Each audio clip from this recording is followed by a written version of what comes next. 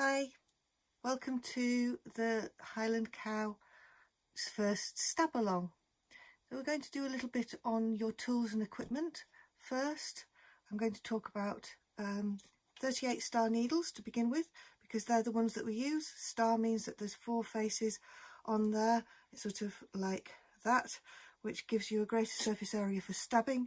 They're quite quick and quite easy, and they will suffice for most things.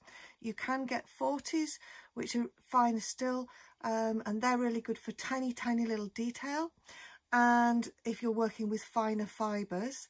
And you can get ones that are less, so there's 36s and 19s, and they're very thick, and I never use them. But you might like to experiment. All I can say is experiment. You will find what you like.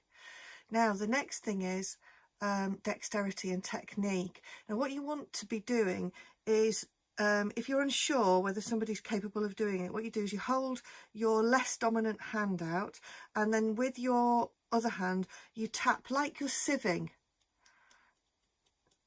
So if you can do that without moving this elbow, so I'm not talking about doing that, I'm talking about just in this wrist.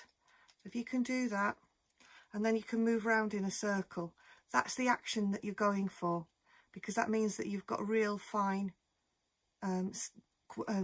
control of what you're doing, and you're not going to end up in a drink. So that's one of the first things I do. So that's how I know whether it's nothing to do with age, it's to do with dexterity. Okay, so the next thing we're going to go on to is different kinds of wools. Now, in a lot of kits you will be sold merino wool. This is merino wool. It is incredibly fine.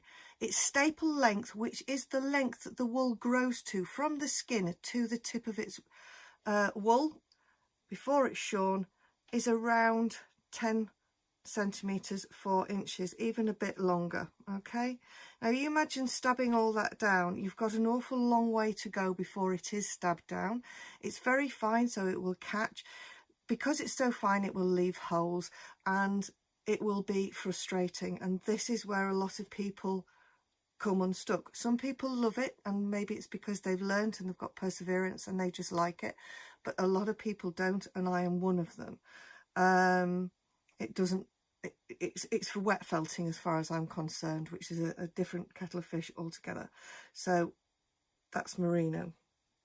Then we have other. Now this is some sort of native breed. I think it could be grey Welsh. It's quite coarse. Again, it's roving, which means it's been carded in a long tube ready for spinning. So you can see it's quite long, it's quite hairy. It is different though. It's coarser in texture, it's got more spring to it, it will pull apart. Again, it's quite nice as an effect fibre, but not something that I would generally needle felt with. The thing that I love to needle felt with is all the short staple length.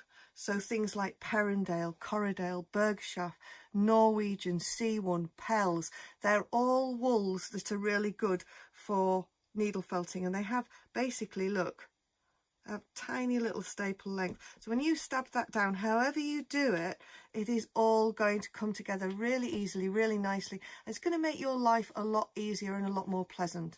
Things like this, it's a bit like being given a paint by numbers kit with one of those hideous children's paintbrushes, and then being told that you can be Picasso. Well, some really clever people can. They can produce amazing results with whatever they have, but it's against the odds. So always use either batting or slivers. Now this is slivers, which is batting that has been cut into strips. So that's what we're going to use in order to make our little Highland cow. And I will see you for lesson 1.